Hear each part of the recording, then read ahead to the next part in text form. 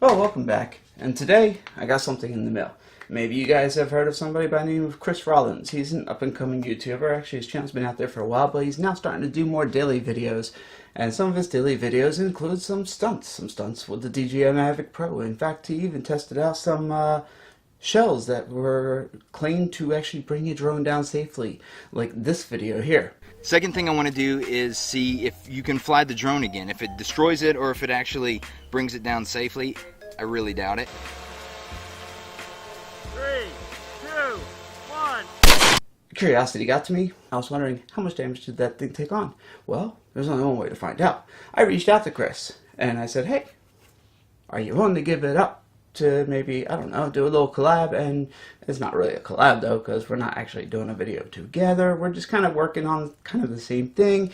He shoots it down, I'm going to try to fix it and assess the amount of damage. This is my Phantom 2 that I just shot out of the sky because he wants to rebuild it on his channel. He's going to do a teardown, rework some of the electronics, you know, that need to be fixed. He wants to get this thing flying again on his channel.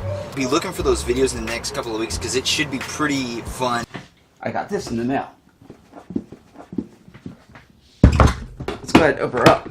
Let's see what we got here. Wow. A lot of stuff going on in here. First off, we have our Skynet. Ground air. Don't be a victim. Drone defense.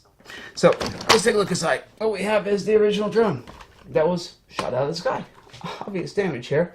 And we're going to have to really take a closer look at the assessment. We'll do a closer in-depth video later on the assessment and the damage.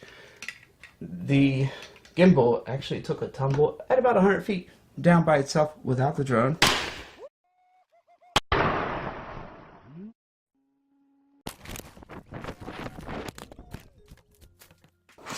Of course, we have a battery. Got the charger. Got some of the gimbal accessories here. Your controller. You can't fly without a controller, right? Let's see here. What else do we have in this case? He was nice enough to include this because I do not have. This is actually off his high-tech racing UAS, his racing drone. So this is a 5.8 gigahertz receiver, which goes along with Fat Shark's frequencies, I believe. And he actually has Fat Shark goggles, so he had no need for this. It came with his drone, but he was nice enough to include that. That wasn't in the original conversation. And here is the actual Fat Shark transmitter, which is really good. So yeah, this will definitely give me some kind of view on whether or not the gimbal is actually working. I'm going to have to actually use it with my GoPro. So we got the Fat Shark transmitter here. And we're going to have to kind of test every little thing one at a time and see what was damaged, what was not. We have some little accessories here that go along. It looks like spare parts and a low-pass filter for the gimbal. Some new footing, some Allen keys, some 3M double stick tape, more gimbal parts here. Some spare screws. Oh, he did include the tool for, somehow this works with the motors in some way or another. Yeah, I'll figure that out later. So now, this is going to be an interesting video because over the next few weeks I'm basically going to do a series on repairing this particular Phantom 2. And I say it's going to be interesting because, well, one, I've never owned a Phantom. So that should make it interesting right there, right? Let's see if I can go to my GoPro view. So here we have the Phantom, the high-tech, the gimbal. Let's take a closer look at the gimbal. We can see where the gimbal actually took a hit right here. It took a pretty good hit, actually. There's a nick taken out of the metal. I can feel edging on that metal. So this may be slightly bent, may not be. I'll definitely have to hook up this, find out this still works. Thanks Chris for throwing in the little high-tech here, so that way I have some way to receive the Fat Shark signal and actually test the Fat Shark signal without actually having to buy a set of Fat Shark goggles, because those things are expensive and I can't afford a pair at this point. And the drone itself, you can see the drone is really, oh, here's another low-pass board. This is where the Fat Shark was. I believe it was, if I'm not mistaken, it was Velcroed right here, like so. Yeah, we'll set that aside. You can see the gimbal was attached here, and the plug literally just flew off so with such force that it. As a matter of fact, there's the plug it's supposed to plug into, but the actual end of the plug's not there. So I'm going to have to go with a new cable on this instead of just feeding these cables back into the actual plug, because it looks like the end's missing. Now, I did look at this before I opened it up, because I was going to put a battery in just to see if it started up as part of this video. And the one thing I didn't want to happen is I didn't want anything to short out. And I already knew there was some extensive damage going on here, so yeah, that's the last thing you want to happen, is for something to short out. Let's see if we can find a key that fits this. This should be easy enough, right? Is this what I'm looking for? It is. There we go. So the first part I'm really curious about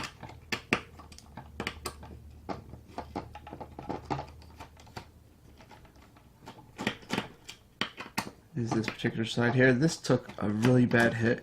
As a matter of fact, right here, this loose cable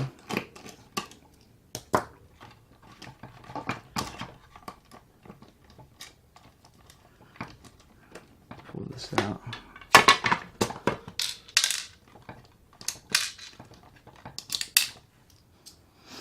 Looks like we're gonna have to go with a small fill up here too as well.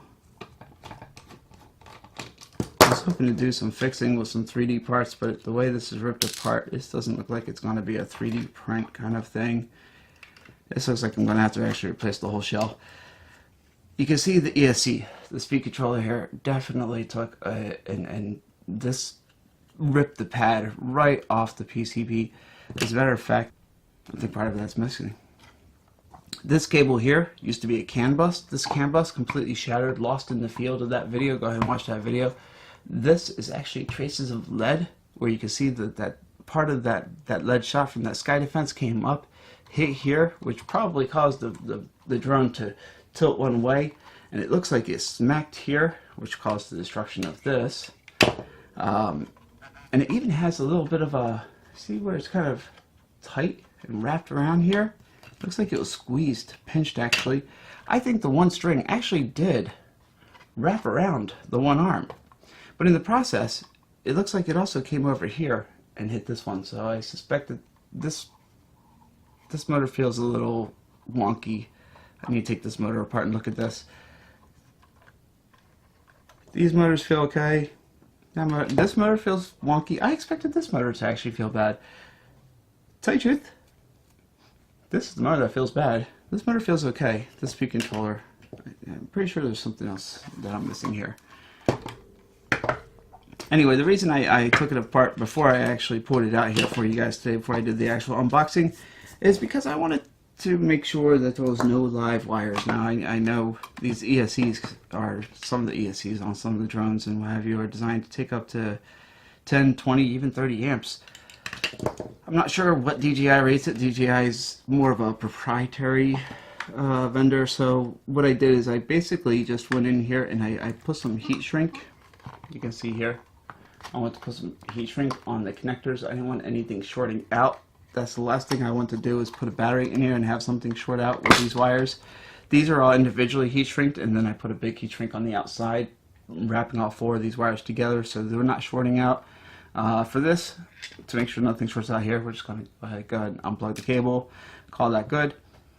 And then basically we can still put a battery in it and turn it on, I guess, right now, and see if it at least powers on, right? See if we at least get that. And then we can go through some of the other motions later, and I'll do more in-depth videos as I troubleshoot and try to figure out what's wrong with this. It should be a very interesting series of videos. One, troubleshooting a Phantom 2, or Phantom 3, or general Phantom, I guess. And over time, also trying to figure out what's wrong and tracing down the issues, and as cheap as possibly. I'm going to try to buy everything off of eBay and see if I can get the cheapest parts possible to get things up and going again here. Alright, we got power. Move that out of the way. That battery doesn't have much of a charge on it. I'll put some more charge on it later tonight. Clip that in.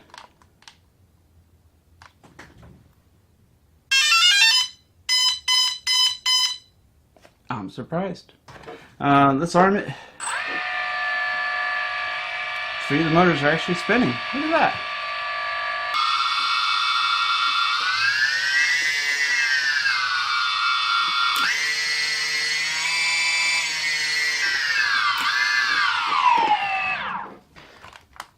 It should be an interesting repair. I'm looking forward to fixing it and seeing what else is going on with this thing. And I'll definitely keep you guys updated, of course. I'm pretty sure this is missing part of the ESC. In fact, I'm pretty sure part of the ESC is supposed to come out and just literally just come around. It's supposed to go around this post here, as a matter of fact, right here. So I don't think there's any repairing the ESC when there's about a ½ inch of the PCB missing, and it's pretty seriously cracked up too. In fact, let me show you this a little closer under the microscope. Let's take a look at that real quick. So if we take a look at this under the microscope, oh yeah, we can see this has been, well, let's get this mouse out of the way here.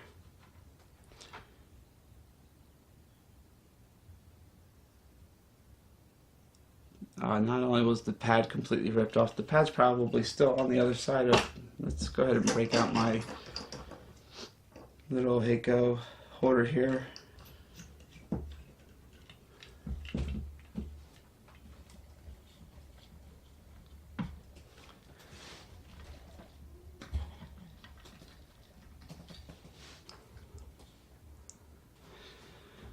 Alright, yeah, that, wow. That has definitely taken a hit. This whole entire PCB, as a matter of fact, has just cracked right along here. This pad, I think we'll find it on the bottom side of the solder joint here. There it is. That should be in here on this fiberglass. And it is not there. It just completely came off. Even looks like a piece of this MOSFET. I would say, yeah, that corner of the MOSFET has been damaged, so I would probably call this MOSFET bad. And of course, not to mention, well, the whole piece of PCB missing here that just kind of, well, it's somewhere out in the field. I wouldn't expect Chris to find all the parts, because the way these parts flew was just all over. Ooh, ooh, look at that. I totally missed that. Let's take a close look at that. Because what I have on the other side I didn't expect. Look at this. The LEDs, they're multi-LEDs, completely shattered, just missing. Even the traces torn off. Oh, wow. I mean, putting a trace back would be not hard.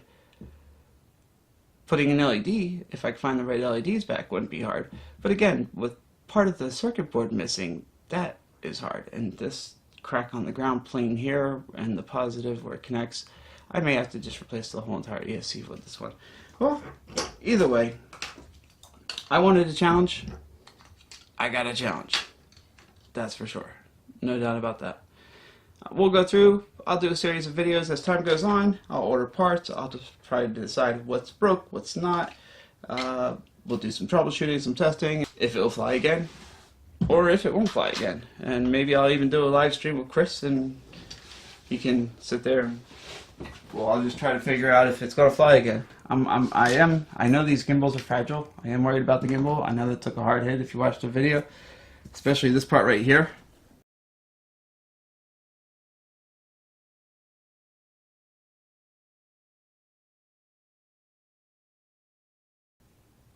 The gimbal just separates from the actual Phantom and flies on its own. Literally flies on its own. Has like a mind of its own there for a second. So, yeah, I also know that the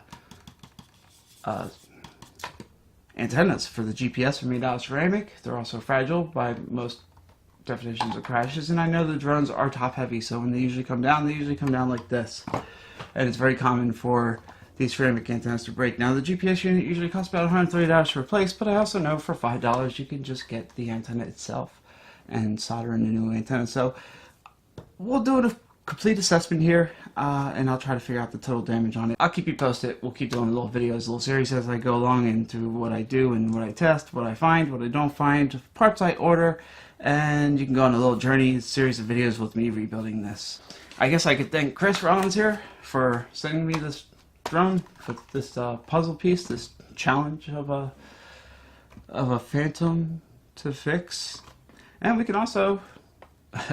I guess we can also thank Skynet, right? But yeah, wow.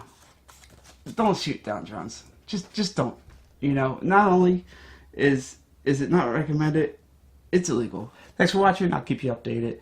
Please click subscribe, click the little bells to be notified of new videos coming out when I do little repairs on this thing and little troubleshootings and what we find out and what's broken and how deep we go into it and if it's going to fly again. And keep on tinkering. Thanks for watching.